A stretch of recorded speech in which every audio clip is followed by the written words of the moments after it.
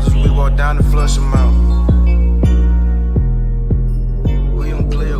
Welcome to the Hearts of Men podcast, a journey into the depths of men's hearts where courage meets vulnerability and wisdom embraces integrity. In a world that often measures a man by his outer achievements, this podcast dares to explore what truly defines a man of character. We unpack the challenges and triumphs that shape men's lives, bringing to light stories of resilience, compassion, and unshakable faith.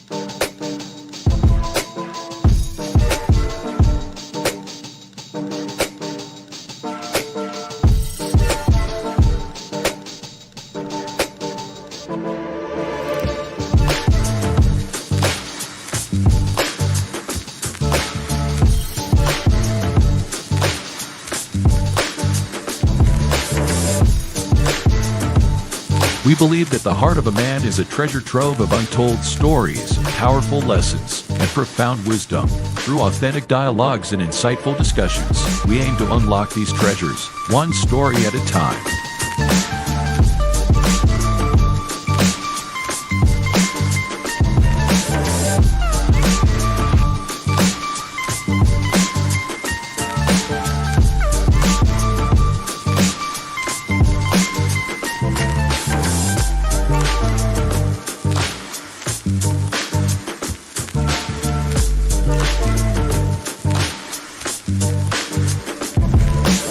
So, whether you're seeking guidance, inspiration, or simply a moment of reflection, you're in the right place. Get ready to be challenged, inspired, and transformed.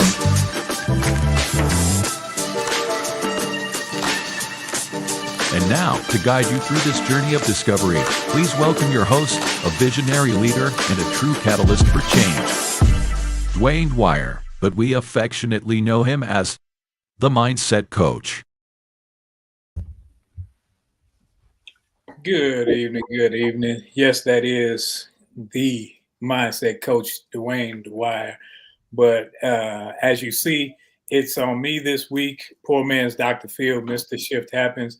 And we are appreciative that you're here because we have a dynamic topic tonight.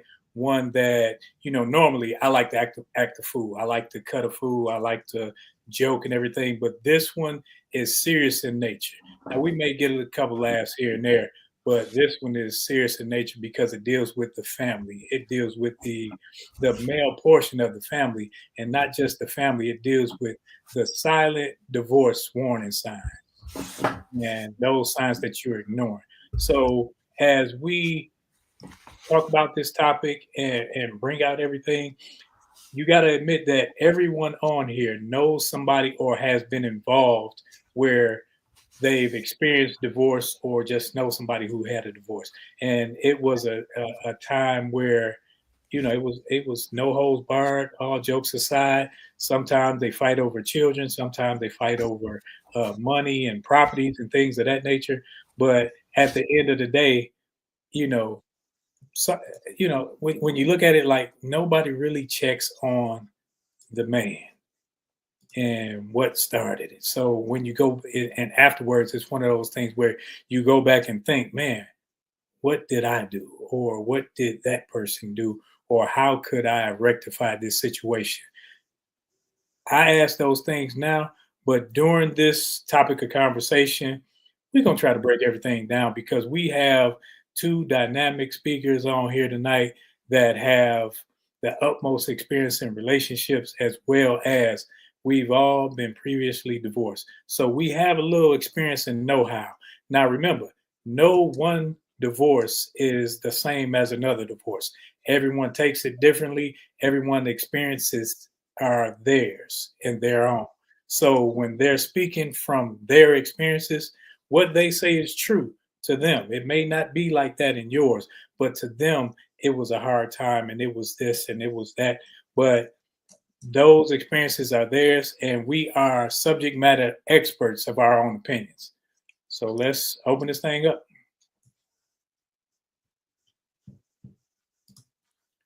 Brothers, how you doing? I'm good, man. I can get that on, man. Nah. I'm good. No issues. Another great week. Another awesome Friday, another opportunity to share in conversation with my brothers and the livest chat and social media. So yeah, all is well here. I did not get paid, but it's Friday night, and I am and I'm excited to be here with my brothers, man. Okay, Johnny Kemp. But even when it's a rough week, the highlight is being able to get on here with you brothers and chop it up. And as Coach put it, with the livest chat on YouTube and social media. So, I'm excited for this conversation, man. I'm gonna tell you straight up, I wasn't excited about this conversation because no, I wasn't, because I'm looking at this conversation and it causes you to expose self.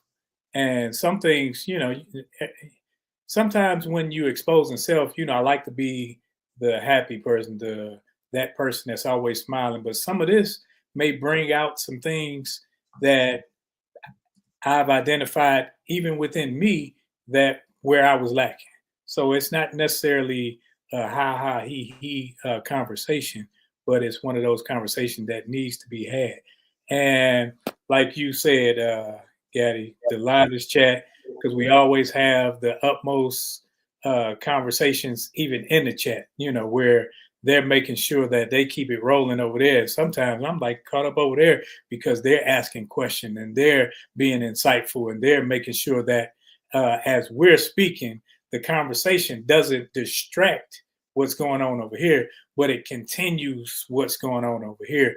And so we'll pull talking points from over there. We'll make sure that what's being said over there can be so everybody can see it, because we have people on various platforms, whether it's Instagram, LinkedIn, Facebook, all of these different platforms that people are listening. So we appreciate you. And I'll be remiss if I don't call out some people, but calling out some people, I'm going to leave out some other people because I have a platform that may not show up here. Gaddy has one that may not show up here. So all I ever do is I go to the YouTube and I pull them down and I say, thank you for being here, Miss Crystal Everett. And let me see who else we got over here. Samurai J, appreciate you for showing up. His divine appointment always, and always coming with the fire. Let's see, Miss Keys, the voice of reason, always going to give you biblical principles and narrow it down to where you understand that, hey, it's not even about her, you, it's about him. Yeah, let's see, Coach, Gaddy, Miss Charlotte Jordan, thank you for showing up. Mama J. Hey, that's all I can see. But again, I don't see everyone, but if you are out there, remember to like, share, to follow, hit that notification bell so that when we do go live, when there is something new, you'll be notified for anything that comes up. Okay, fellas, I've been rambling long enough. I told you I'm about to throw this ball out there and sit back. Disclaimer, these are our personal reflections. These are our experiences. We may be right in our eyes. Now, when we're speaking biblically, the Bible speaks for itself. But when we're speaking personal experiences, it's not so that you can agree or disagree with us. It's our experiences, and we are people that understand that we are right when we're talking about what we're talking about concerning us. It may not be your experience, so don't take it to heart like, oh, he talking about me. No, most of us, we're going to talk about ourselves, especially on these talking points, because like I said earlier, we have vast experience when it comes to this, unfortunately. But fortunately, these are situations that you can learn from, that you can now identify situations and circumstances to where now when you move forward in relationships, you don't go backwards, revisiting those things. First question. Unlocking hidden power in every conversation. What warning signs did you ignore that now, looking back, were clearly showing your marriage was unraveling?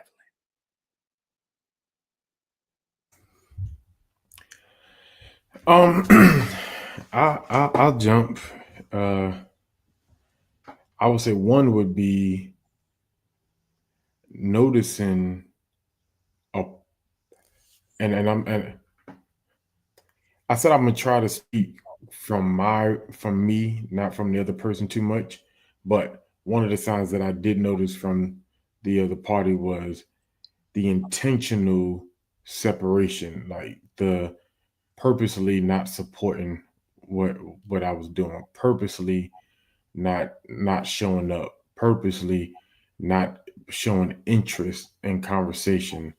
Uh, those were signs that at that point I realized, hey, I might be alone in this fight. Um, and the more I fought, the more it was you could see the intentional push. Like, no, I don't want anything from you because I don't want it to be good. I no longer to want it to work out. So I am going to force your hand or force the situation. Uh, and it eventually led up to the idea where I saw, in my opinion, I felt like it was set up so that we can create the perfect environment to say it's time to separate, and I can feel good about it because the environment is no longer healthy. Yeah, I would. For me, I would initially start off by saying that when what we showed people outside the house was different than what took place inside the house. In other words, we were putting on the facade. We were pretending for everybody else. But once we got home, none of those things existed in the home. Um, it was kind of like to the point to where our perspective of relationship were two totally different things. For me, it was about the family. For her, it was about her. And that was the most frustrating part of it all for me. And then when I started paying closer attention, it was always that. It was that from day one. And for me, I was kind of kicking myself, if you will, because it was like, how didn't I see that? Why didn't I see that? Well, most of us when we get in relationships, we go in these relationships with these jaded glasses on, right? And we see the thing that we want to see because that's where we kind of like we believe that this is it. And you make excuses, you make amends, you do all of those other things. Um, and then sure, because of one thing, then something else will end up happening, right? You'll start intentionally working longer hours and things of that nature. So I think all of those things exist within the space of that. But I have to say it was two different perspectives of relationships. Yeah, I think for me, I think were several warning signs. One was when, like you were saying, I made excuses not to be home. It's like, okay, I don't want to go home. Why? Because I don't want to argue and I don't want to face this and I don't want to. And I could put the onus on her, saying, how she was this and she was that. But when it was all said and done, I had checked out.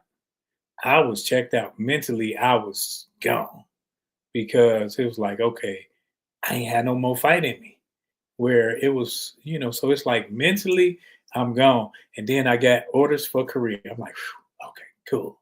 Can we come back? Please do. Because you telling us what you did as a result of it.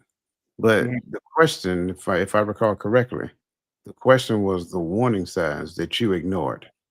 So I just want to make sure I'm understanding exactly Yeah, what you're saying. you definitely understand it. And the warning sign for me was when I didn't, you know, like I didn't want to come home. It was like, because I'm looking at it like, okay, we can get past this.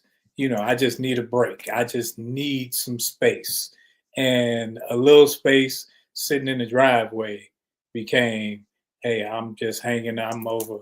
Gaddy house. Gaddy wasn't back then, but it became one of those things where I felt that I was missing being, I would say, acknowledged per se. In the house, I didn't feel like my voice really mattered anymore. So those were little warning signs that started to chip away at me and eventually made it to where now those warning signs became actions that I had taken to disassociate myself. In other words, almost remove myself from the family and just become a breadwinner. So, and and, and I know it can't be just one for me, because I think that that's where you when you're in that situation and then you aren't necessarily paying attention, you notice things. And I would notice that we have no intimacy. I mean, if we're talking, it's about the bills.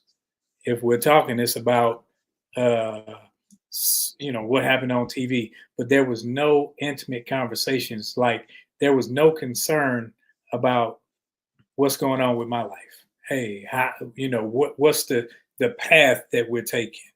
So, and I saw when there was no track for that, it's like, well, if there's no concern about me or us in the future, the conversation would be, okay, what are we doing? What are we going to look like 5 years from now?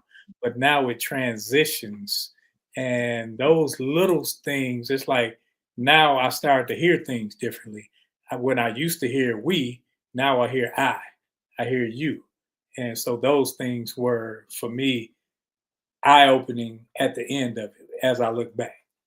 So I don't know if you guys have anything else on that. I mean, there's definitely more than one. I, Coach said something right, because he said, a lot of those signs, when you look back on it, was there in the beginning. If not the exact signs, but at least the evidence of what eventually became were there. And I think because a part of it is when people show us what we want to see, they also still showing a remnant of who they actually are, and we see both, but we decide to focus on the parts that we want to see because we want a successful relationship. And so, and Ro, there'd be times where I'd be like, I just don't understand this movement. I don't understand these actions. But then when you realize, like, if somebody say, oh, this is the type of person that really only cares about what they want to do, about their feelings and about how everything affects them. Because when Coach said it, that hit, and it's like, well, those signs was always there. Before marriage, I remember, the other party's parent even making a statement during a conversation, like, I know you're going to do what you want to do anyway, and I can't stop that, but this is my advice. And that should have hit to me, like, why would her own parent say that? And so when that manifested in the relationship, it was like, well, that was always there. And I'm acting surprised when this was always evident. And Coach spoke about those rose-colored glasses. Sometimes we want to see the good. We want to see past what's actually in our face. With his finger on our nose telling us what it is, we'll look past and like, no, it ain't really that.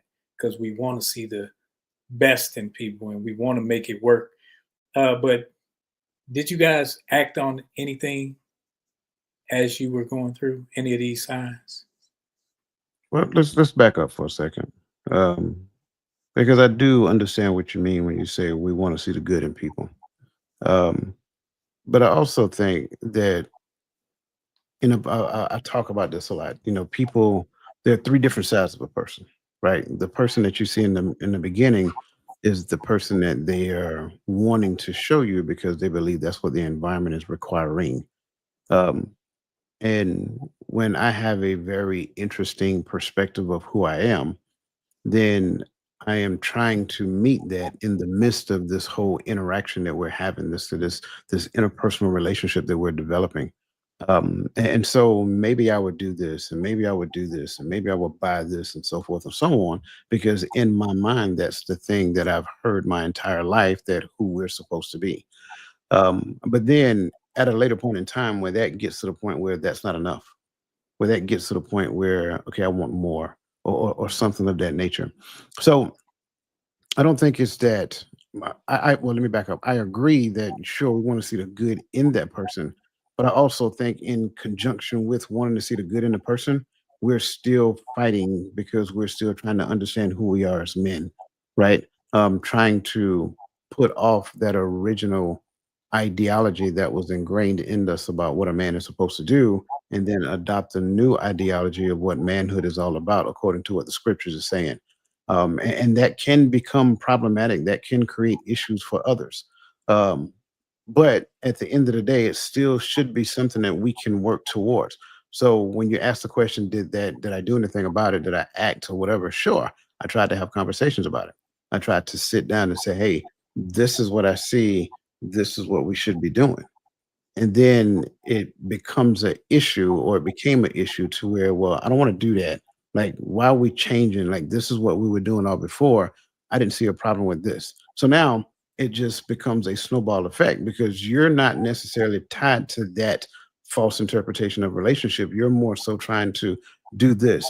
And am I saying that you're doing it 100% accurately? No, you're not doing it 100% accurately. You're trying to conform to what this is telling you to do. So that means that, you try to stop doing this and you try to stop doing that. And then it's met with resistance. It's met with arguments. It's met with, cold shoulders, all of these other things.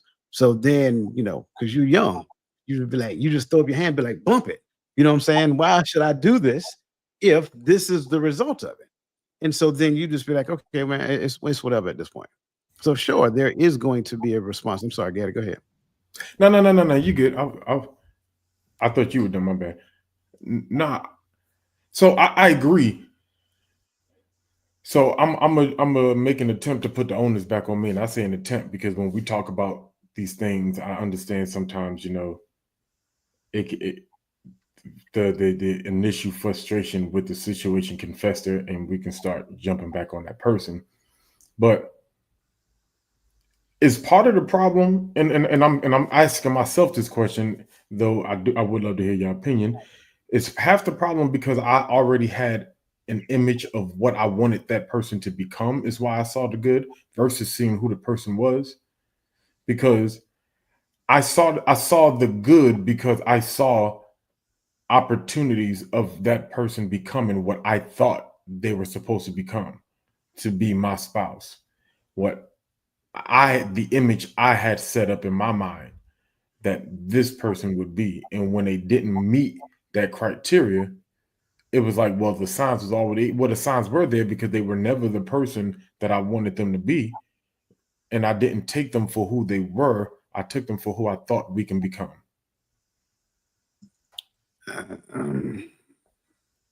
Okay, I can say sure that could be part of it, but I think going from a part-time basis to a full-time basis, you don't really get to know the person that you're dealing with on a part-time basis, right? So there is, like, I can show you whatever I want to show you if I only see you 2 hours a day, or however long we see each other in a time span of a week. I can be whoever I need to be in that moment.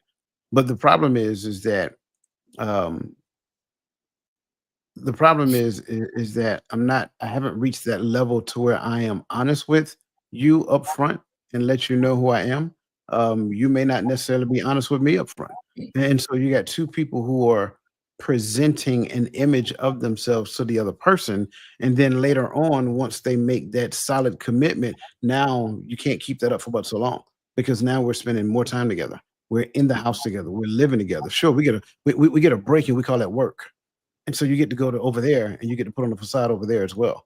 But then you come back home, and then, you get stuff like, let's just use that COVID-19 when it took place. Like there was a lot of people who were frustrated in their relationships because they spent more time together in the house and they've never spent that much time together at all, which just goes to show that you don't know who you're married to in most cases. So I think a lot of that is that number one, you make a decision way too soon, right? You did not take the opportunity to get to know the person.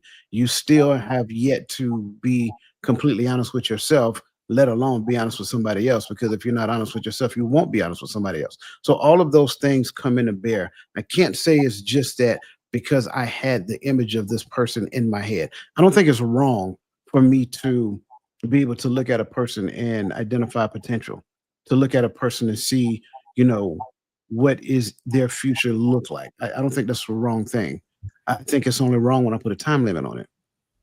However, now when I start looking at the potential of that person and the time limit, how long am I supposed to sit around in this and wait for you to realize who you're called to be?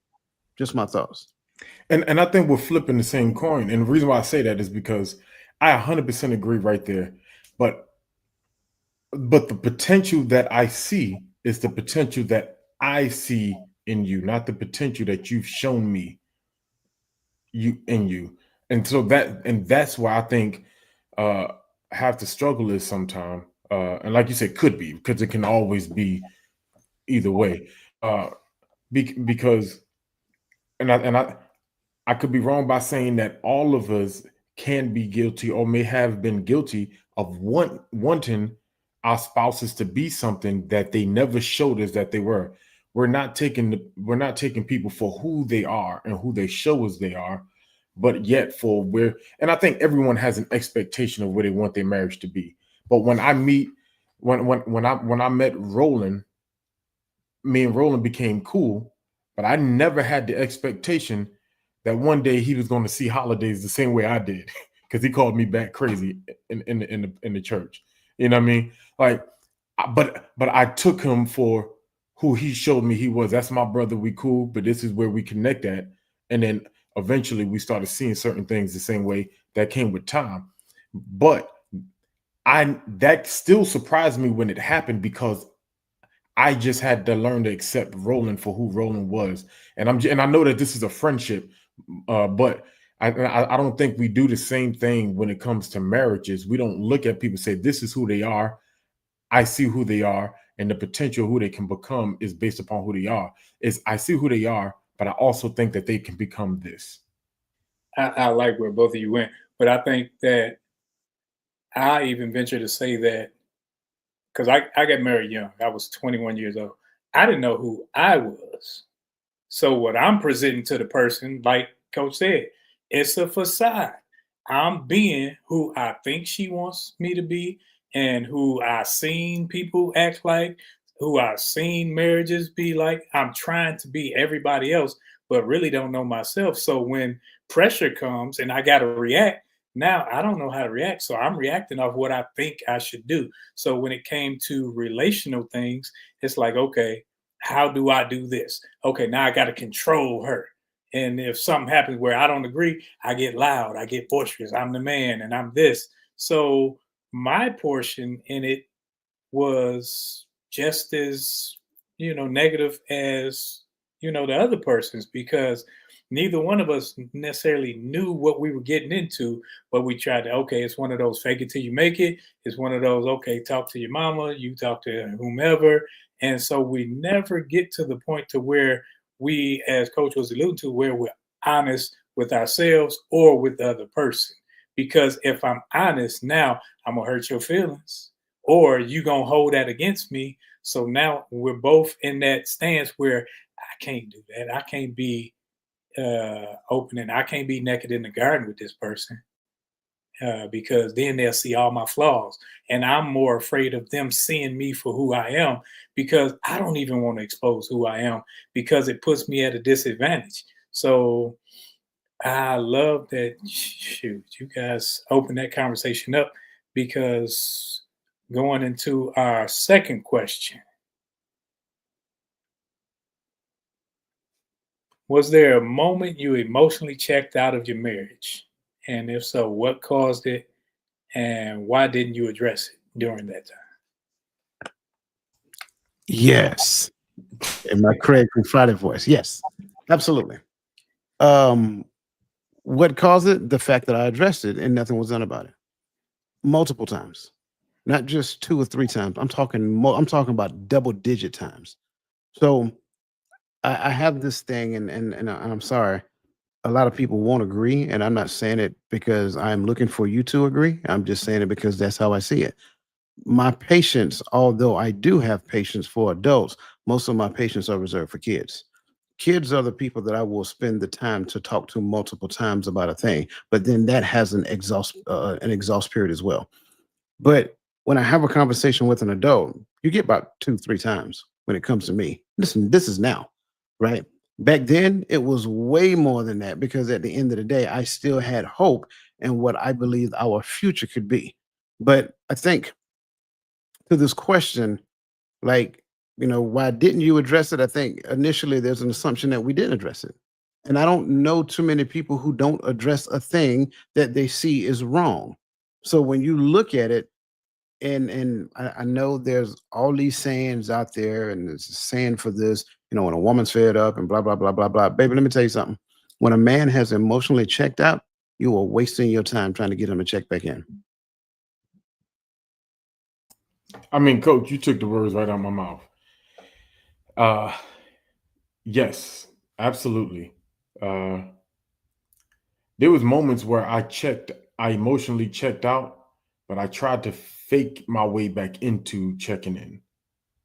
I tried to work my way in it. Like if I do the acts as if I was still emotionally here, eventually she'll see it, reciprocate, and emotionally I'll be able to show back up. Uh, and this is after things were addressed. Uh, and they were addressed quite a few times. I used to get responses, and you could tell when someone has listened to somebody but only heard sound bites and didn't really get understanding of what the saying was. And so when the responses back to me were, "That's the way you feel, and I don't have to address that because that's your feelings, not reality," I'm like, "Oh, you listening to somebody, but you're only listening to the shorts. You're not going and getting full understanding of that saying because." Because this is a thing that I am experiencing, don't mean that it is something that you don't need to address because I am the one experiencing. This is a marriage. Uh, and so when that became the mantra going forward, it was like, no, you keep addressing my emotions and you keep addressing my feelings and you keep addressing me and you keep, but understand I'm not here to do nothing. I'm only here to pretty much is what it came down to. Every conversation was, oh, I'm not here to cook every meal. When after you realize they checked out and you've been cooking for 2-3 years, oh, I'm not here to clean up after you. But when you shut out and you went through, and I understood, like, okay, you just had babies, so postpartum is a thing, however long that took. And so I was cooking, cleaning, bringing food to you because you didn't want to move and serving you hand and feet, and the response was, I'm not here to do this and I'm not here to do this. And I'm not, after a while, it's like, I'm addressing things, but all you keep doing is telling me what you're not going to do. And after a while, it's like, well, so you want me to be the entire marriage and you get to just check out and be nothing. That's problematic. And so when I start addressing these things and and the response is always, well, that's your feelings. I don't need to address it. Oh, check Raj. I thought you would bring something else. I can say, especially in my first marriage, I was young. So how did I address it after I checked out? Sally up the street, Kim around the corner.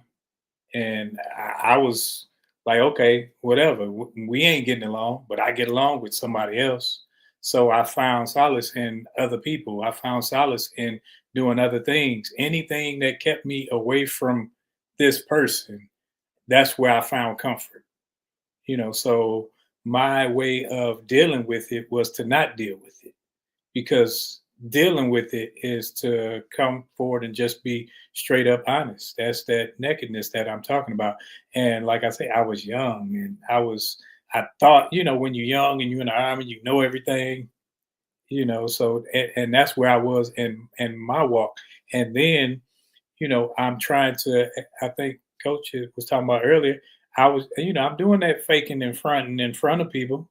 I'm sitting up there making sure that, hey, we look the part out here, but let me see, we look the part out front, but when we go home, once we get in the car, it's like, you know, can you pull that back up, Coach? Oh, I got you. Krista Ever says, yes, I checked completely out. I addressed it, but I was told that everyone is against him because of his past. And that's Crystal's experience. And when it comes to a person's experience, I don't care what you say, their experience is just that. So when it becomes one of those things that you're afraid of how people gonna look at you, and you're afraid of what people gonna say, and that's the reason you continue to lie, keep the lie up, because of how it looks on you. You're not necessarily concerned about the marriage. You're concerned about that portion. Now, those people that are concerned, like, hey, I want the marriage to work. I want this, that, and the other. And you grind at it and you make sure you do your part. I can't speak from that during that time frame, because once I felt like I was isolated and wasn't getting what I wanted and disrespected and all these other things, it was like, okay, I see how it is. And I'm just in a relationship biding time. I'm making sure that, hey, okay, y'all got food, y'all got this, because in the relationship now, it becomes a place of disdain, discourse, and anything else that's because it's not functional. It's not one that will. And at that point, when I'm looking at it, people may have said, well, does it glorify the Most High? Does it glorify God? And I'm looking at it like, okay, what it matters? She get on my doggone nerves. And it's almost a position of hatred that built up in me. I can't speak for anybody else, but that was that part of two. So which part, because you mentioned a lie.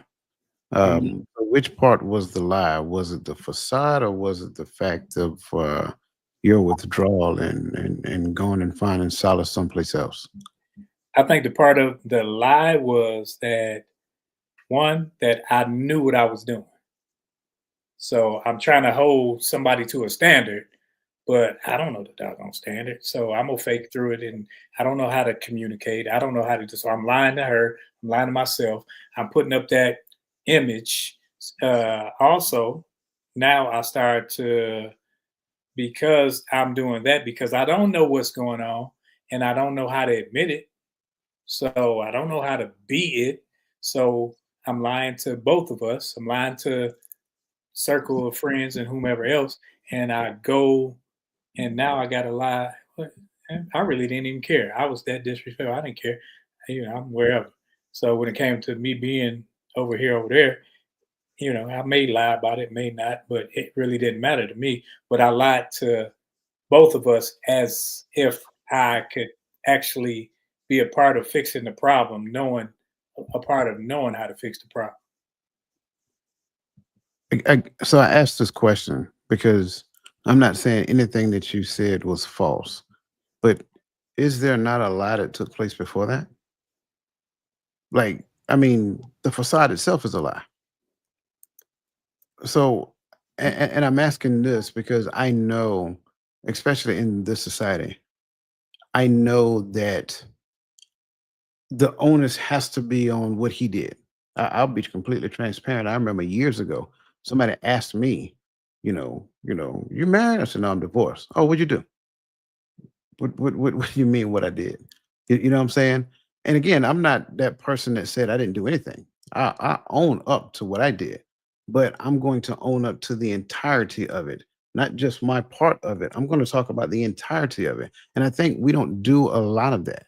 I don't think we talk about the entirety of it, because then when you have somebody who is going through it, it almost feels like, because I am owning what I did, it's almost like you're whipping up on them and making them only look at what they did, as though what they did is the only wrong that was done in the relationship itself.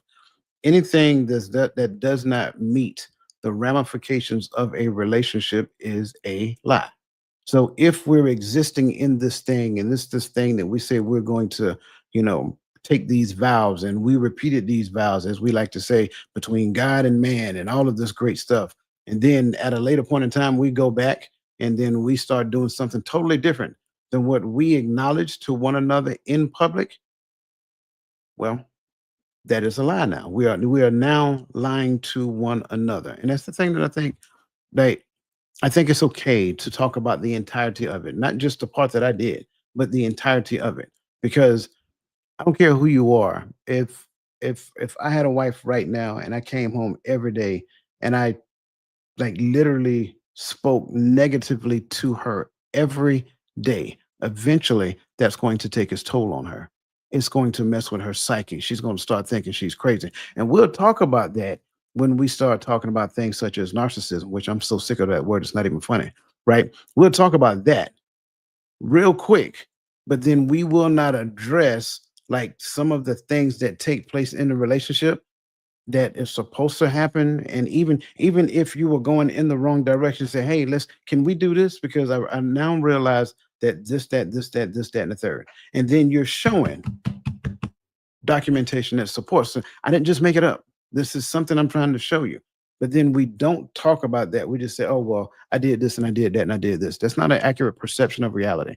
And so what we're doing is we're painting a false picture to those people out there who are in it. And what you're telling this person, say, yep, keep doing what you're doing, because what you're doing is right. And what he is doing is 100% wrong. I'm glad you brought that up, because I think that when it becomes, see, I can only take the onus for me and what I did. And now because I think when it came to the relationship, we never talked about it. So I don't necessarily know everything that the other person did.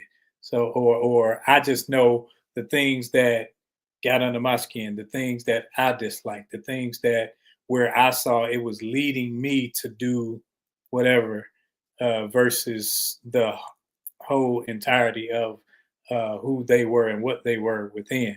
Because when I think that in marriage, I always say marriage is a business. I don't care how you look at it, it's a business. And that's what it is. You got to look, how can I grow this business? How can I make this business work? And when I look at it like that, then it's like, okay, I realize that I ain't got to get along with this person every day. But when we talk about me emotionally checking out and doing those things, I wholeheartedly agree that it's a full circle and not just my half of a circle.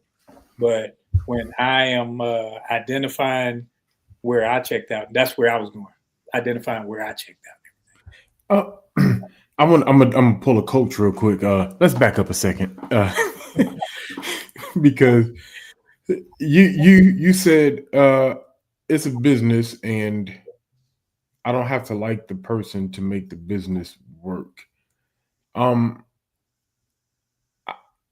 saying like all the time. I'm not saying. Well, yeah, I get what you're saying, but yeah, not so fast. But when I look at it, right? So it's a business. Every business should have a vision. And the problem comes in is I begin to not like you, or you begin to not like me, because we don't either we don't have the same concept of what the vision for this business is, or we've agreed on what the business vision should be, but one of us are operating outside of that vision, and that becomes problematic. That's when the dislike comes, is because now I feel like you feel like I'm working contrary to the vision. This is where the business or the marriage is supposed to be going, but you're working in a way that's sending it this way. Well, if I'm going this way and you're trying to pull it this way, we're literally going to tear it down at the seams. That's what happens when you push force in two separate directions, trying to hold on to the same item. Eventually, one person is going to either let go or is going to split right down the middle. And so, I'm not saying that I understand what you're saying, but I think that when we are both, at least for me in my situations, when we were both moving in a way that seemed to benefit the vision, the like for each other came naturally. I didn't have to try to like you because we were on one accord. We was on one assignment. Somewhere along the line, we forgot we were traveling together and we became at war with one another because we both wanted the ship to sail in different directions. I'm glad you stressed that P, but and I understand. See, and when I'm speaking of like, I'm not saying that you just have disdain for this person, because nobody, I don't care who you are, you ain't gonna like your kids, your mama, your grandma. You ain't gonna like them all the time, and that's so. I'm not speaking in the sense that you not liking the person overall. I'm saying that sometimes somebody gonna get on your nerve. They're gonna get under your skin, and in that moment, you don't like them. You would rather get away from them, come back, and be like, "Man, you was getting on my nerves earlier," and you can actually communicate. And I think that would be more of a communication thing, what you were speaking to earlier, Gaddy, because I think that when we do move, when we do look at it as a business, we both have to have the same mentality. And I think when you start from that point versus try to gain that point later, it tends to work best. Not when you just get together and y'all happy go lucky, and then you find out like, hold up, I don't really know this person, and that's what happens in a lot of marriages. Yeah, I get that, and thank you, Lisa, for putting that in there because that's exactly where I was going to go. Um, it's just like corporate America. I will start there. There's only one visionary in a business, right? The visionary is the one responsible for casting a vision, right? You're right. Write the vision, make it plain. You're right. The visionary is the one that's responsible for casting the vision. Well, then there's a mission that exists under that vision. That mission is where we're going and how we're going to get there. But the part that I think we're missing is the core values. The core values that every organization has is the way that we are going to behave, not just with one another, but with the people that we serve as well. If we miss that part and we do not necessarily understand where we get our core values from, then we're going to have problems within the organization. So people who do not adhere to the core values get fired. I hate to say it. I mean, I'm sorry. People who do not adhere to core values get fired. Every organization will tell you that. I hire those who can adhere. I can teach anybody how to do a job.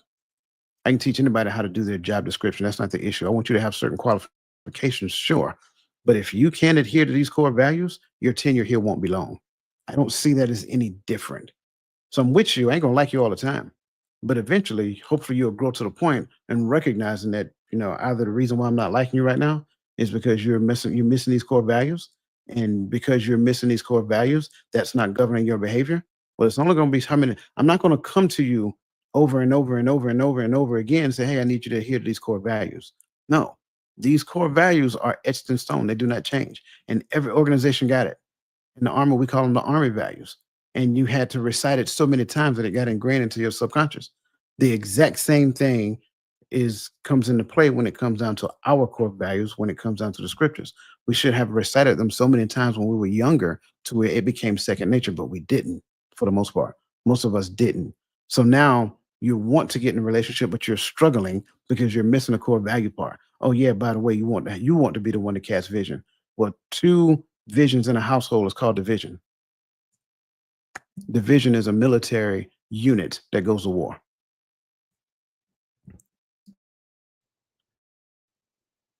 Okay.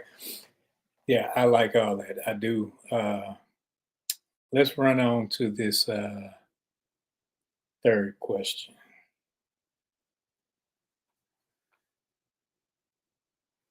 How did your definition of being a man or being a husband, as shaped by culture and upbringing, contribute to the breakdown of your marriage? This one is easy for me. It had everything to do with it because I didn't have. Well, I'm gonna stick on the being a husband part, because I didn't have too many examples of a husband. Right? I just knew that I wanted to change the image of black manhood as far as it goes with husband and father. And so I pulled what that image should look like from different examples along the way. Some of them were fictional characters, and some of them were the few husbands that I knew, like the ones what I did know about them. Right? Now, there's some husbands that I saw that were married for a long time that I didn't want to be like, because every time I was around those marriages, it was just the woman yelling and he just okay and acting like he really didn't care. I don't do a lot of yelling at me. I don't care what your gender is. That just don't work well with me. So, so when it came to how did that play into or shape or contribute, I'm sorry, to the breakdown of the marriage, is because I didn't respond to certain type of behaviors. I knew that there was a point to where my spouse at the time wanted me to react, so she communicated to me in a way that we don't communicate with each other, because she thought that that's how she was supposed to talk to get a point across. And my mind went straight into, oh, she ain't talking to me. and I kept it moving, because I don't respond to that kind of behavior, especially not from, and I don't mean to sound crazy, but y'all know my mantra when it comes to arguing with men, right? And so I don't like arguing, and I'm not going to look at a female and say fight me or shut up. So it's easy for me to go, okay, because if you start hostile, I'm not going to respond, because my response to hostility is yeah, y'all know. So what do I do? So my image of being a husband was, and that's in that situation, I had no image. I told you, the one person that I did know a little well, I used to hear them get fussed at all the time, and they just went along. They just went, okay, whatever. And I'm just not the okay, whatever kind of person. You're not just finna yell at me. You're not finna just holler. You can yell at this wall while I go upstairs and play the game or turn on the TV.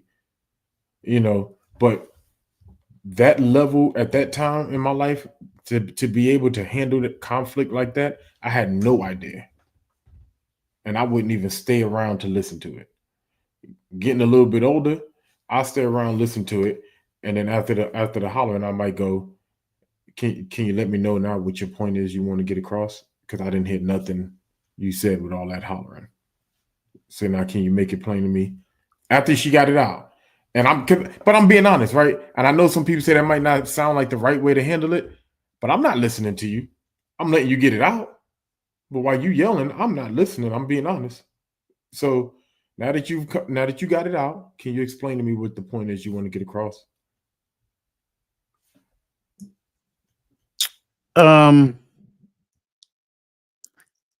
Partially. Again, I'm gonna talk about the whole picture. I'm not just gonna keep it just in, here. Sure, it was a partial. It influenced the decline of the relationship partially. However, this is what I would say. It's not just my interpretation of me being a man or me being a husband. It's also her interpretation of me being a man and me being a husband. And the issue with her interpretation of me being a man or me being a husband is that it's jaded by the only example that she's ever had, her father. So now, when you look at me as a man, you're a lot of times comparing it to your father. And that becomes problematic in a lot of cases. Like, sure, your dad is your daddy. I'm not taking nothing away from that. But at the end of the day, I'm not your daddy. I'm not trying to be your daddy. Right? So I think when I look at, because we talk about it all the time, we look at taking off false identities that were given to us and then putting on a brand new identity that is more right for us. It's not just me taking it off and putting on this new one. It's also her recognizing that as well. So she's going to have to recognize the fact that there's a transition that's happening within me, a transformation, if you will, that's happening within me. But if your notion of fatherhood or husband looks more like your dad, and now you're holding me hostage to your interpretation of what that is supposed to be because you're comparing me to your dad, my next response is go tell your dad and his wife to move over so you can climb in bed right between the two of them. Because a lot of times, and again, like I said, we got to talk about it holistically. If we don't talk about it holistically, we're missing a big piece. There's a lot of men right now that are, I don't want to use the word cowering, but diminishing themselves because they're still trying to hold a standard of their father-in-law. That's wrong. That's an error. So sure, my identity played a part in the decline, but it wasn't a major part. I would say that for me, when I got married, I was heavy in the church, and so I had a lot of people telling me, what men do, how men, what she's supposed to do for me, and so it was one of those do as I say. Yeah, daddy get the big piece of chicken, bring the check home. Men got to suck it up. Men got to take all the blame. So it was one of those things where you off the rip, I was feeling the brunt, the pressures and everything. It was like becoming negative for me because it's like, hold up, I'm not, I gotta accept the blame for everybody. I gotta no matter what. So it was one of those things where I'm looking at it as a negative, like hold up, being a man is yeah, I'm the masculine person in a relationship, but I'm learning from other people that how we talk in the locker rooms and things of that nature. Those are the people that I'm learning from. Those are the people that I'm taking what they give, and I'm taking that into my marriage. I'm taking that into my home. So I'm trying to run my house like other people may run theirs, or they may just be, talking loud around the fellas, but I'm taking that home. So it was not a good space because one, I'm trying to learn and I'm trying to become, but what they're telling me is not what I should become. Because if they were trying to teach me what I should become, they'd go where coach was going first. Because when you go back to the bylaws and everything, the bylaws for us is the scripture. The bylaws for us is what he said, how he said to interact with one another, not how uh Johnny said, or I don't care if it's your pastor, your bishop, your apostle, whatever you want to call them. They don't live here. And if he's going to help instruct, instruction has to come from word and not him. And that's where I was being maneuvered left and right because it was almost a shut up and take it mentality that was trying to be instilled in me. And I ain't never been able to shut up no matter what's been going on. So that type of environment wasn't conducive to us actually making it, us actually trying to make it, because it was one of control. One, somebody controlled me and how I reacted, and other person I controlled, and we were all controlled by the same system. So it wasn't a good upbringing mentality when it came to the breakdown of the marriage, because no one would, we didn't learn communication at that stint of the marriage.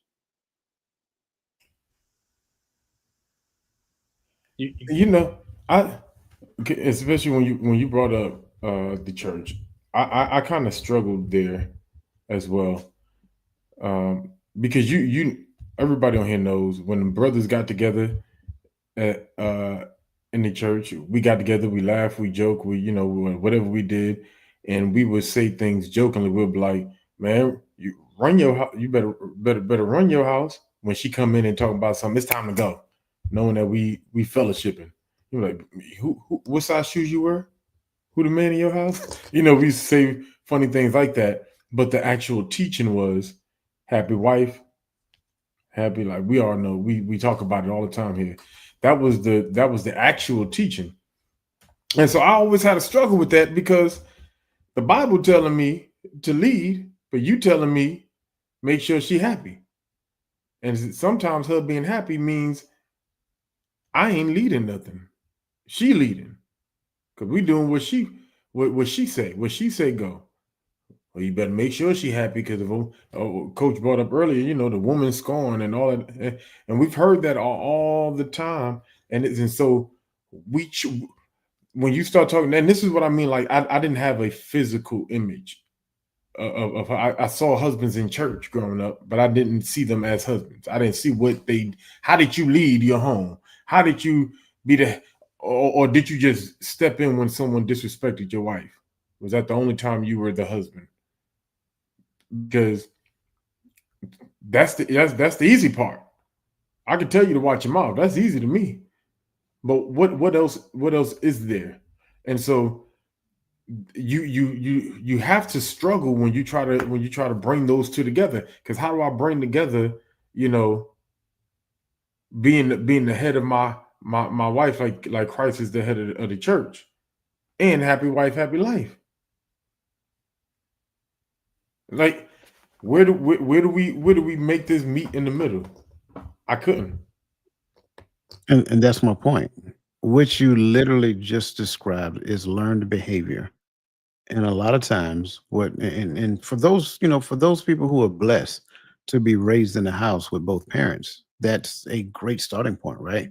If that young man has a father in the house, now he is learning fatherhood and manhood from his father. Same thing for that young girl.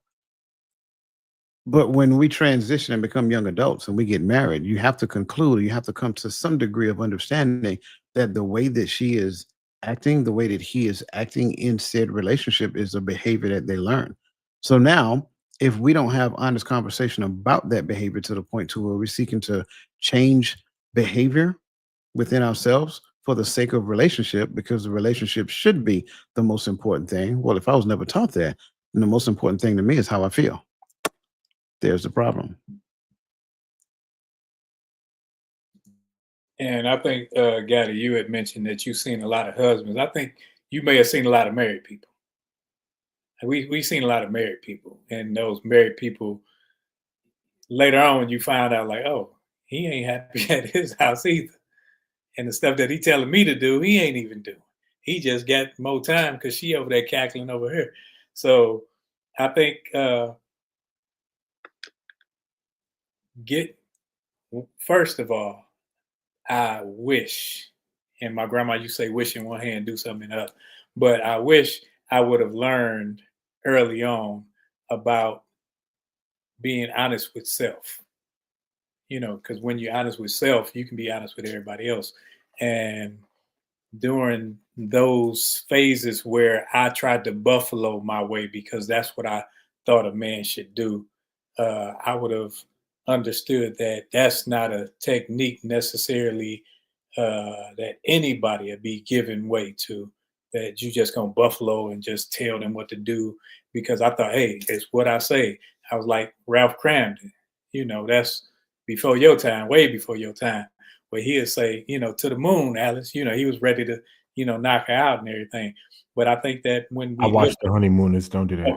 okay, you good. So Before my time. Before your time? We got birthdays this year. But yeah. Let's go on over to that number 4.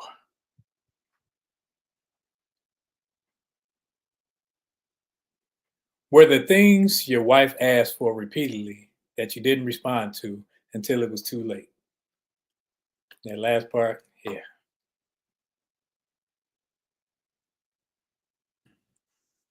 I think the answer to this question is going to always be yes. So I just got to say it that way. Because I think that's kind of like the nature of human interaction. We're going to ask for things back and forth to where the other person don't respond to. But then we also need to understand whether or not the thing that is being asked for, is that thing conducive to a healthy relationship? Is it conducive to our forward progression, things of that nature? So when we ask this question, were there things that was asked for repeatedly that I didn't respond to? The answer is yes. Till it was too late. I can't even define too late because I was the one who filed for the divorce. So if we're saying the divorce itself is too late, or someplace back here is too late before the divorce happened. I don't know. I can't ascertain that within the scope of time and the transition of what actually happened. Why did I minimize it? Because it was not for the whole. That's why. It was just for her. And at the end of the day, I won't even call it minimizing. It was rejecting. I'm not going to do something that is solely for your interests, but yet it does not benefit the entirety of the family as a unit. So when we ask certain things, and again, I'm just being transparent when we look at it, when we ask certain things, and it's just purely for me, and me. Well, if I cannot see how it benefits us, and we're in a space to where we're still growing, right? Not just in age, but also in maturity. And in the space of growing in maturity, finances are involved with that. So we're growing in financial maturity as well. I don't see that as being part of our budget at this particular point in time, even though that's what you and you alone want. So the answer is no. Well, I mean, that's not minimizing, that's rejecting all the way together.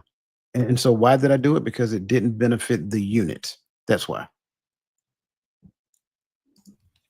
I think you explained where my struggle is with this question is because I don't think it's that I didn't respond. I think it's that I didn't give in more so because I responded because I believe in having that conversation. And so I think sometimes you could be married to a person who's not interested in doing improper planning, right? And so I'm trying to phrase things to where I'm not saying she did, because we get it. But when you're dealing with someone who's like, no, I want what I want now, and I would not pay any bill in my life until I get what I want. And I don't care how it destroys our livelihood as long as I got what I want.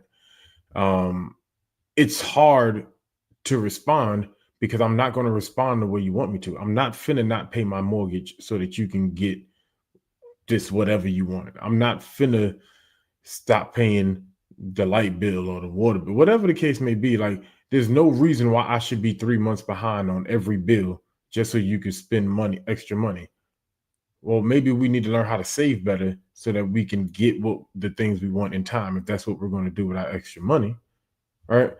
And so I'm not going to say that I didn't respond. Now, I do get what you're saying, Coach. There may be things that maybe I'm not recalling, because I'm pretty sure that exists, that there's things that I'm not recalling that I probably didn't respond to just because I didn't want to do it. Right. And I'm be honest with you. And we as men, we get there sometimes. I just didn't want to do it. And so we just not. But it's sad to say it like that, but that's something I could be honest about like, I'm not finna do that, or I'm not finna do that right now. Because sometimes, now, our ladies in the chat, I love y'all, right? But sometimes I feel like y'all like to ask, you know how I operate, you know what my schedule look like, you know what I got going on. And sometimes you will come and ask me to do something to interrupt what you already know I have set that I'm going to do at this time. And then you're mad at me because I didn't move on what you asked me. All right. I wanted you to cook the something that we all like. Right. But George is playing. All right. And I did that on purpose. All right. Like, why would you ask me right now? You knew getting well I wasn't getting up to go cook nothing until this game was over. You should have asked me a few hours ago before the game came on, or whatever.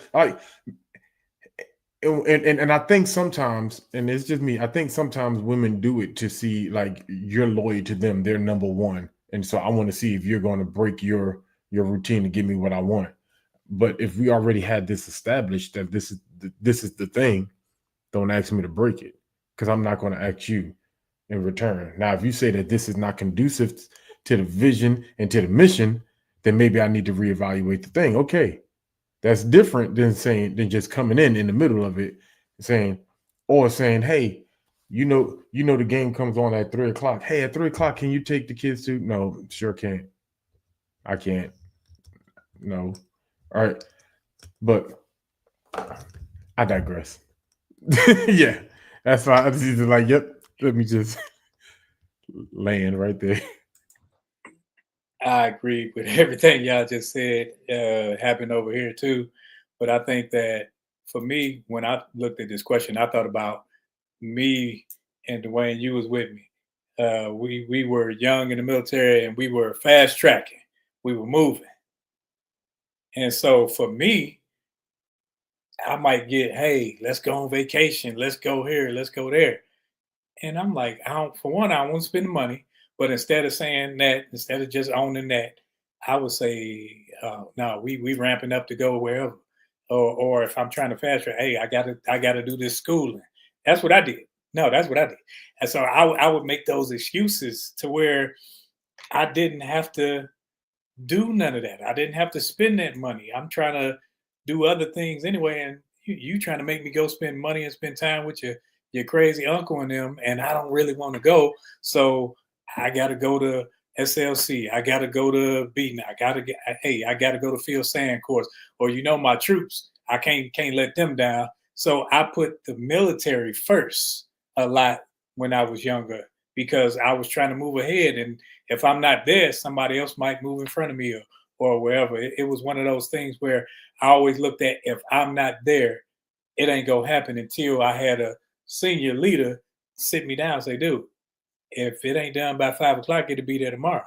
Like, oh, go to your kids' recital, go to your children's appointments, and do these things to strengthen the family bond. But early on, I was like, man, I ain't trying to be around there. I'm gonna be around you. You gonna do enough complaining when I get home, so I just get that there. And that's where I was on this thing, along with what you guys said as well. But I had some of that where it was like, man, please, where we going? And then I'll be sitting at work doing nothing. You Yes, see, I didn't have that. I didn't have that. Like, if I had to go to work, I had to go to work. I'm not going. Listen. I didn't want to be there any longer than I had to be there. But if I had to be there, I had to be there. But I also believe in conjunction with that, regardless of whether, and this is again young, right? When you're young, regardless of kind of going back to what Gaddy said, regardless of whether or not you know that that person has to work, that person is the only person in a unit of 1,100 people with their MOS and their pay grade. So if they need that particular person, they need that particular person, especially if you're working at S3 shop. So it's not like you can take off and go eat lunch like little Timmy's dad did. I ain't little Timmy dad. Stop telling me what you seen little Timmy dad did. You know where I'm at. You call me, you hear soldiers in the background, you hear the sergeant major yelling like something wrong with him. You hear all this stuff. So it's like you have that. And then to your point, vacation, sure, I used to get that as well. Right. But again, when I look at the budget, it's not in the budget. We're not going to go. And the answer is no. I'm not going to allow to work on work because at the end of the day, I didn't want to be there longer than I had to be. But if we don't have it in the budget and I can see that it would be detrimental, we're just not going to do it. And the answer is no. See, that feel you. Hey, if they see it, I'm just saying. Hey, but I know, like now, I can understand where I would make different decisions.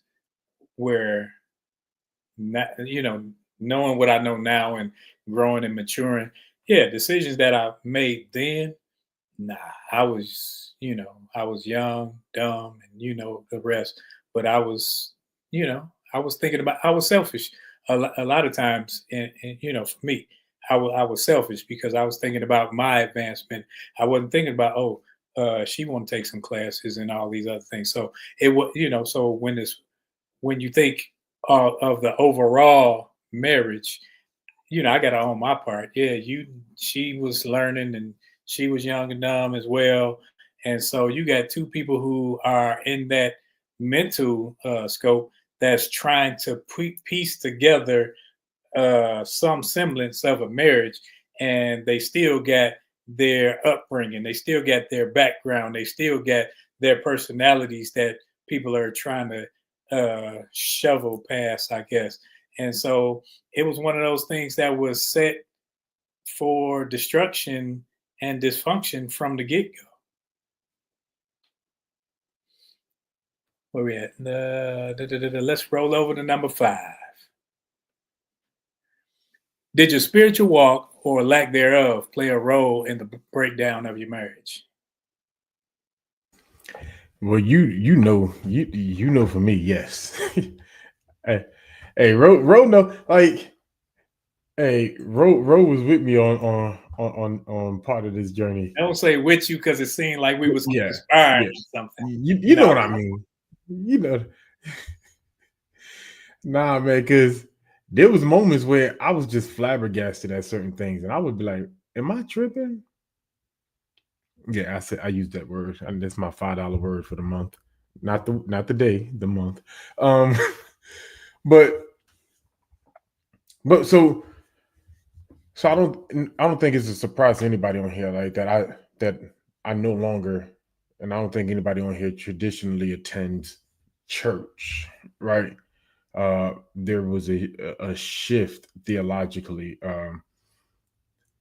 To me, it didn't seem as dramatic, but to anyone else, I understand the dramatic when your life is tied to the emotional fulfillment of showing up to church more than it is to understanding what the text says. Right now, here's why it kind of bothered me. It bothered me, and if I'm reeling off, I know y'all know how to let me know, but because when and this is just who I was. Anybody that I talked to in that beginning stages, it was important to me that I knew that we can talk about Bible and not just talk about, oh, I love you, I like you, kisses, smooches on the phone all night. Like, but can we talk about what's important to me? And I just want to talk. Can we spend time actually just talking about Bible? So we did that, and all that time, I made it very clear how I saw certain things.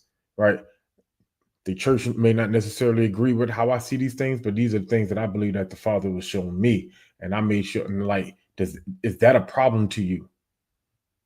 And so when those things came to full circle, and we made the decision that we made, for me, it's like you're not even leaving me because I'm saying this about who we are. You're or not leaving, but mentally leaving the marriage because I'm saying this is who I believe we are, but you're leaving because I said this is what I believe the scripture's telling us to do.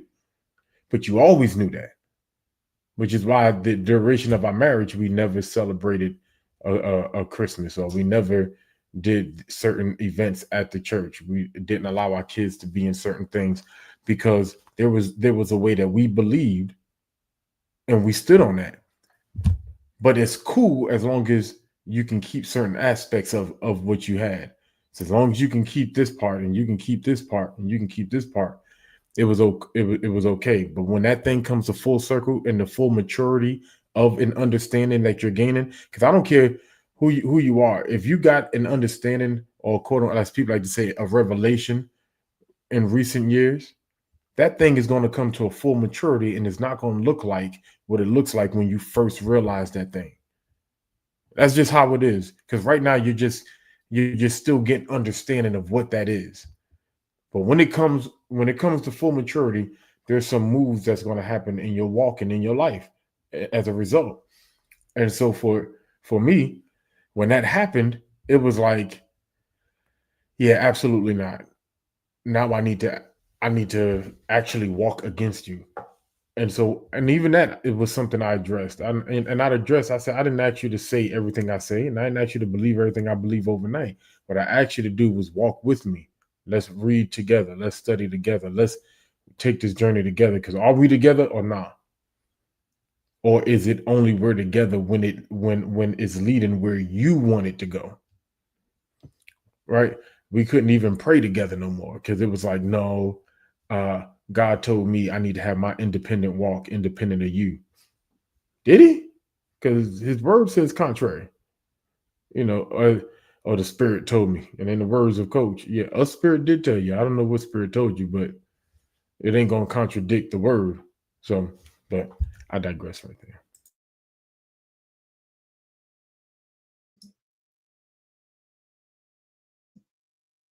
Sorry about that. Yeah, I'm 100% on board with that response.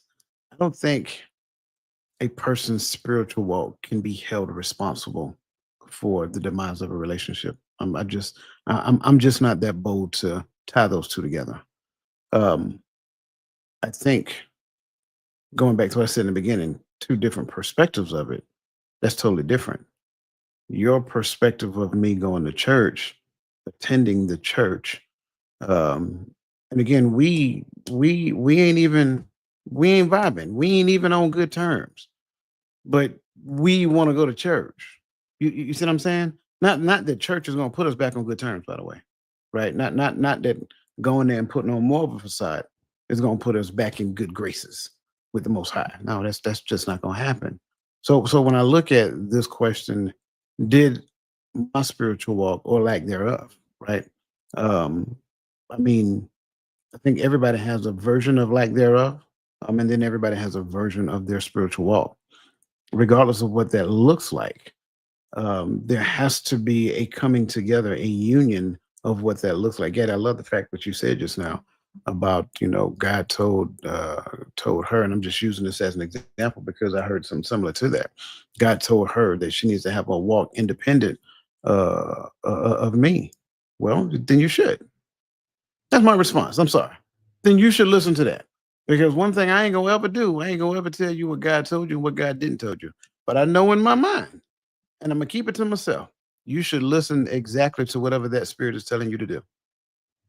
Just being honest. So I can't say that a person's spiritual walk plays a role in the breakdown of their marriage. Because at the end of the day, you know, the marriage is sacred. The spirit is not going to work against the marriage. The problem might have been that the person that you tied yourself to, or even you, may not necessarily be pursuing him. So now when he starts teaching one or the other person about his ways, it causes a little tribulation within the relationship. But if the relationship was important from day one, it shouldn't cause a breakup, a division within the relationship. If you understand what a marriage is, it should not pull you apart because he decides to go this way or whatever the case may be. It shouldn't be she decided to go this way. I'm just going to say that. I'm sorry. Most people don't want to hear that, but I'm sorry. I'm just going to be transparent. Go listen to somebody else if you want them to lie to you. But if you want to hear what you want to hear the truth, I'm just saying. If you believe that that he told you that he told the wife to go do something different, I question that. I don't question it. I'm gonna call it a lie. But that's just me. And I'm bold enough to say it. I don't care. Because when you speak when it comes to scripture, when you're saying that he's saying something that he didn't say, that he didn't orchestrate, that he didn't order, it is what it is. Like, call a dog a dog. But when it comes to the spiritual walk or lack thereof playing a role or breakdown, I think what you explained was my version of it playing a role. Because if like when we got together, it wasn't about it ain't had nothing spiritual except that a preacher was hired to do the officiating, unless you went to the justice of the peace. That's the only spiritual thing, because we's married now, so we can be adults. So now we can do all these things that they kept telling us not to do. So for me, the scripture says, can two walk together except they be agreed? And when you and the other you aren't agreeing on what he has said, you're walking in opposite directions in the first place. So the relationship it's just waiting to happen. It's just severing as you continue to walk apart, because you're not seeking him, you're not following him, one or both. And sometimes if I can't, like these brothers here, if I can't check you with word, not with what I feel, not with what I think, with word, then we aren't necessarily brothers. But if I can come to you like, hey, bro, the word says this, might feel a certain, or when I'm coming to me, I might feel a certain way, might get puffed up, but at the end of the day, I gotta bow to that. and that alone. So when we look at the separation of said marriage and how things exist, I think sometimes we don't take into account that this was never a spiritual union to begin with. It was just something that our flesh desired, and we acted on it, and we loved them so much that we say, hey, let's get married, let's get our families together, and let's spend a bunch of money or whatever, and I'm gonna stand down here, you gonna come down the aisle, we gonna hear some Brian McKnight or Johnny Gill or something, and then at the end of the day, everybody gonna rise and they gonna say, I do at the end. Now, the in between, the vows and all of that, were we thinking about that? Were we thinking that, hey, these vows are to her, these vows are to him? So those warning signs, I think they start in the beginning. We just tend to ignore them a lot of times. So for me, that spiritual breakdown was a lack of knowing, a lack of seeking, and a lack of relationship. So the lack of relation, not with one another, but with him. Just giving it time. Number 6. In what ways did silence, avoidance, or passivity because your way of dealing with conflict, and what damage did that cause? Yeah, I think we both wait.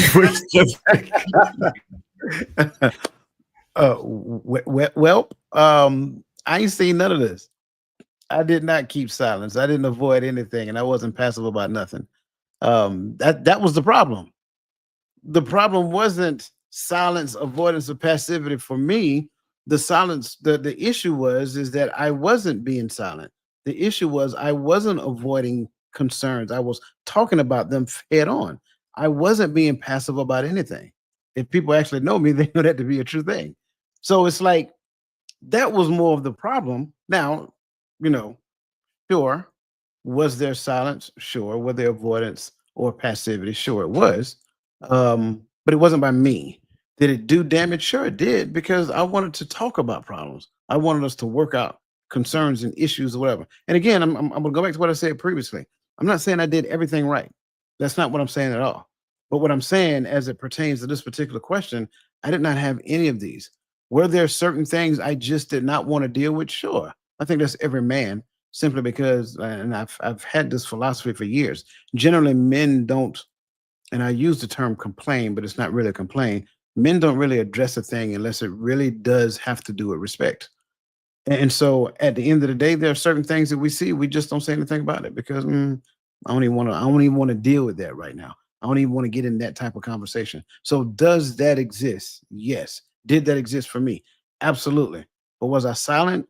Did I avoid stuff, or was I passive about things? No, because at the end of the day, when it came down to dealing with conflict, I always met it head on. Did I always do it right? Nope, I did not. But I did attempt to meet it head on. And because I didn't do it right, I think that may have caused some damage, and that may be a reason for some of the silence. That may be a reason for some of the passivity in the future. But at the end of the day, I mean, when you're young, you're still figuring out how to deal with conflict, how to get to the point of resolving conflict. And again, talking about a thing to me was always the right thing to do. For me, yeah, at a young age, my pettiness did go this direction, not because. So let me rephrase. This was the evidence that the damage was done, right? When I'm still trying to communicate, but I also don't have the trust and confidence in you to handle my raw feelings or thoughts on a thing because it's mismanaged. And so for me, that's the disrespect that Coach just talked about. If I'm speaking about a thing and you act, or the follow-up is almost as if I said nothing, to me, you just showed me a complete disregard for everything that comes out of my mouth, especially when it's constant, not just one time, because we all say things that somebody we're talking to really don't want to hear, right? At some point in time in life. But when the constant reaction to what I'm saying or to what I'm addressing or to what I'm trying to move us to do as a family is just a total disregard, then because I'm not and that's where it gets hard, because I'm like Coach in a way, like I don't have the ability to keep silent about things. And so when I realize you're not going to hear me directly, I find I'm going to now speak indirectly, because maybe you'll hear me if I'm petty. And not saying that that's correct. That's not the right thing. But that's where I reverted to. I ended up becoming the passive in the way I said things. I would just make a statement instead of addressing that I feel that this statement applies to you, right? Because you obviously don't want to hear me. Maybe you hear me if I just make a statement and open a conversation. Get your thoughts. And then you respond, well, I know that that's how you feel, and I hate when you speak to me indirectly. Well, then respond to me, or let's have a conversation when I address you directly. Don't just dismiss me because you're a woman and what I said is beneath you. And I'm not, and yes, I do. When women do that, that's how I feel, because I hear a lot of women speak that way. I heard a lot of women speak that way growing up. I used to always hear women speak that way, as if men are just beneath them inherently because they're men, right? And so when you do things that look that way to me, that's how I see it. You just have inherent disregard for men. And so when I realized we couldn't have a normal conversation, I began to make those statements like, yeah, I think a lot of women have a disregard for men just because they're men. They don't have no real reason. They just believe that men are second class to them. Even though the scripture says this. Are you talking about me? Does it feel like I'm talking about you? Like, nah, but that, and I'm not saying that, yeah, that narrative still, it does. I don't keep my circle around people that speak like that no more. But and I'm not saying that it was right to be passive in addressing things, but being passive was the evidence that there was already a breakdown in our communication for me. I think for me, I'm going to be short and sweet, because I didn't know how to deal with, as you guys keep alluding to, conflict resolution. I didn't know how to deal with, my way of dealing is I got to put hands on you to make you do what I want. So I kept getting in trouble. And then I kept going seeing these people and all these other things. So I'm like, dog, I keep getting in trouble every time I say something. So me saying no to a thing or not saying no to a thing that I knew was some mess, just so I wouldn't hear her mouth, just so I wouldn't argue, just so we would just, okay, let's go along and get along. Yeah. So I said no to a lot of things that I shouldn't have said no to. I mean, yes to a lot of things that I should have said no to. And I just let stuff slide to as an act of avoidance. So I was passive in that nature. One, because my lack of maturity and knowing how to deal with emotions and how to maneuver through that thing, it wouldn't allow me to act how I knew how to react, because I kept getting in trouble. So when they keep taking money out your pocket, keep making you do extra duty, and then later on in the military say, hey, if you do these things, we kicking you out. So now it's like, okay, my hand's tied. And when people know your hands tied, they can almost act however they want. And that also helps usher you out of said relationship, because now I know you're just doing these things and you're the same thing feeding you, you're putting it in jeopardy. So I definitely didn't like that part of it. But at the end of the day, it was one of those things. It was a learning lesson. I had to learn how to deal with me first. And as I dealt with me first, now that level of maturity lets it be so I can just sit back and listen to you. It doesn't bother me, because I always say that nobody can make you do anything unless you let them. somebody made you mad or make me sick.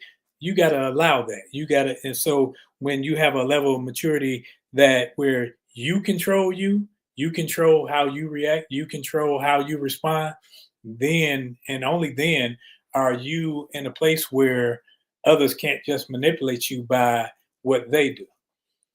It's been a great conversation, and I love how my brothers came with it from their perspectives, from how they see it. And it's not one where coach's perspective ain't mine and mine ain't Gaddy's and so forth and so on, because we've all been through it and we've all handled it different ways. And I'm glad that these gentlemen came and spoke it from theirs. So at this time, we're going to go right into our final thoughts.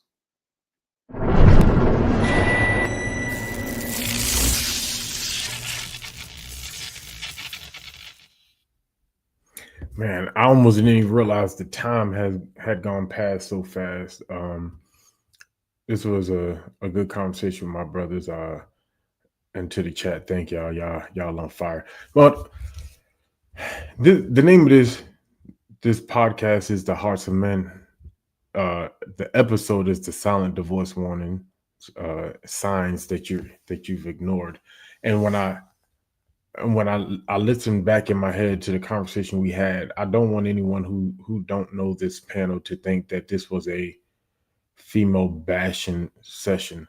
This is from the perspective of men, right? And if you go to a female's channel where they've all been through these scenarios, I think it would be similar, but in reverse, right?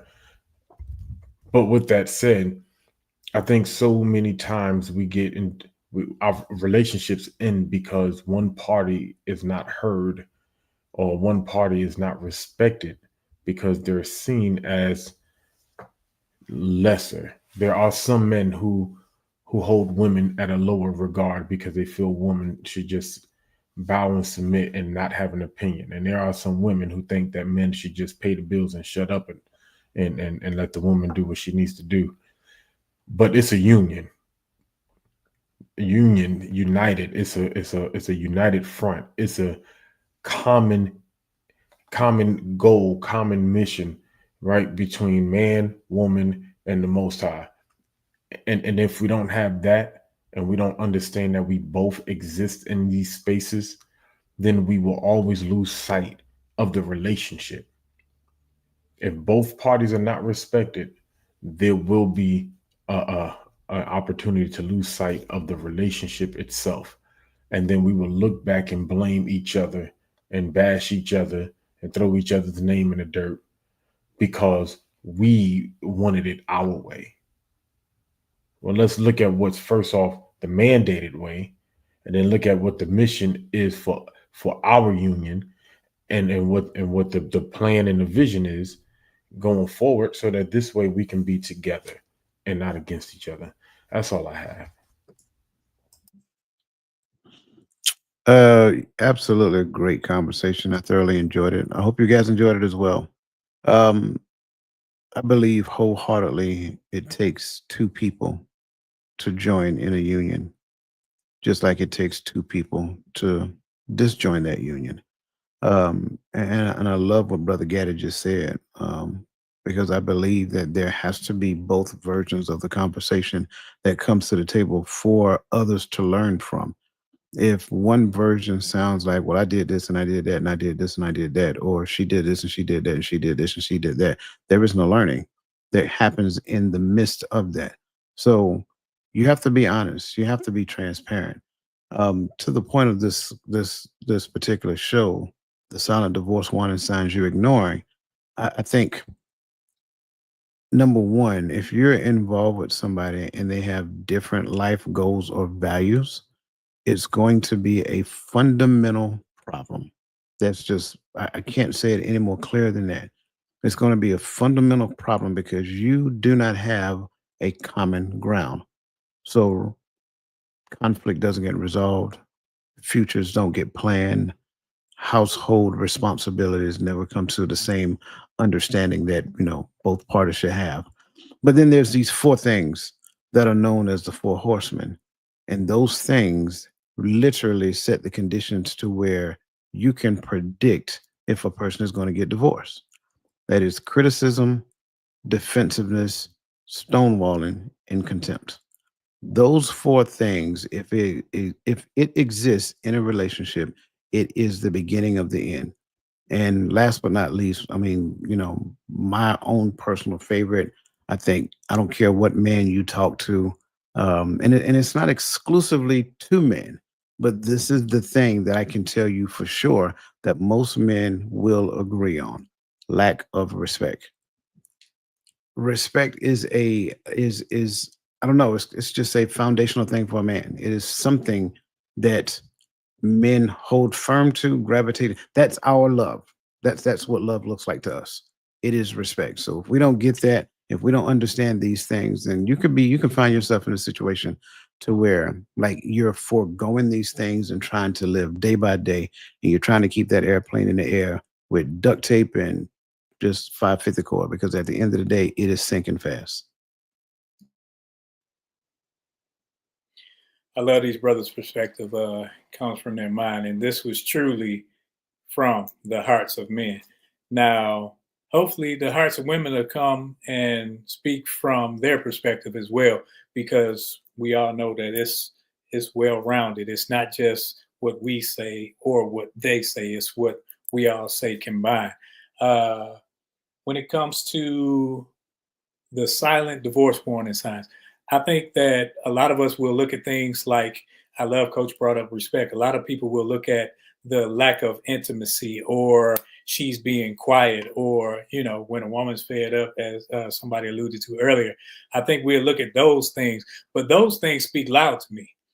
When you're not doing what you did in the beginning, speaks loud to me. It's not just about those things, because we can identify those things like, oh, she quiet, she acting funny, she don't even want to be bothered. That whole saying, when she stops complaining, then she's done.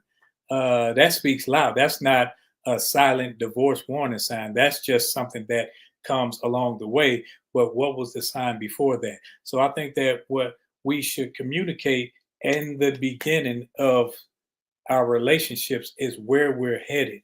Where are we going? Because when you can do that, you can say, okay, what or who is leading us? And when you identify that, now you know you're on the same page.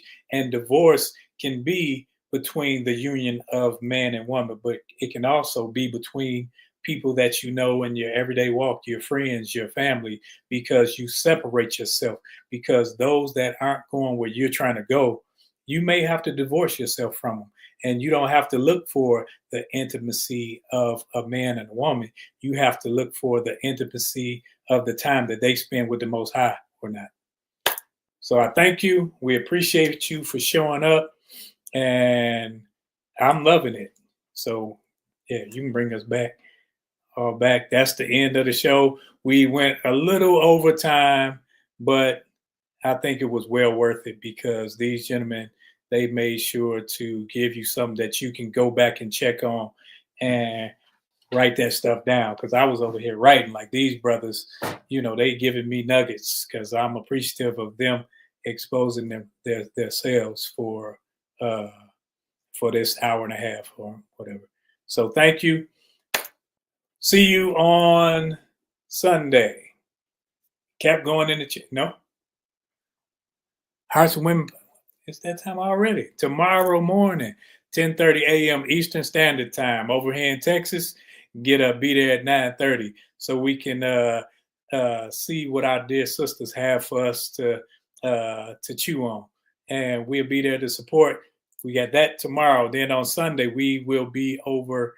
I think, Coach, you do a Bible study early in the morning, so we'll be over there. And then after that, we are on TikTok at 11:30 Eastern, 10:30 Central. We will be on the Voice of Reasons podcast on her platform. So make sure you go over there, and we will join in and have a love fest over there as well. So until then, yeah, love fest, man. Hey, I'm all about love. I ain't brother love, because brother love locked up. But I had to be silly when I could. But until next time, hopefully see you guys in the morning. And then on Sunday, until next week, we'll see you right here on the Hearts of Men podcast. Thank you.